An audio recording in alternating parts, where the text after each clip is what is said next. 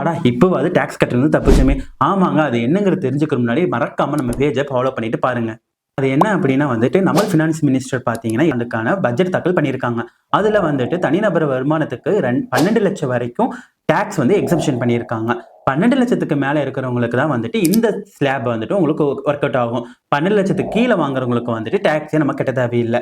அது மட்டும் இல்லைங்க, இந்த மாரி நெறைய பெனிஃபிட்டே இருக்கு. ஃபோன் விலை கம்மியாக போகுது, கார் விலை கம்மியாக போகுது, மருந்து விலை கம்மியாக போகுது. சிலதுக்கெல்லாம் பார்த்தீங்கன்னா, மருந்துக்கு டாக்ஸே இல்ல. ஆமாங்க. அது என்னலாம் பார்த்தீங்க அப்டின்னா, லித்தியமோட இம்போர்ட் டாக்ஸ் வந்து முற்றிலுமாவே கேன்சல் பண்ணிட்டாங்க. அதனால உங்களுக்கு ஈவி காரு, மொபைல் ஃபோனோட விலை கம்மியாக போகுது. அதே மாரி மருந்தோட அதாவது கிட்டத்தட்ட உயிர் காக்கக்கூடிய 6 மருந்துகளோட டாக்ஸ் வந்து முற்றிலுமாவே கேன்சல் பண்ணிட்டாங்க. இதே மாரி பார்த்தீங்கன்னா, புற்றுநோய் இந்த மாரி நெறைய விஷயத்துக்கான யூஸ் பண்ற மருந்தோட கிட்டத்தட்ட 36 மருந்துக்கான சுங்க வரியும் கட் பண்ணிட்டாங்க.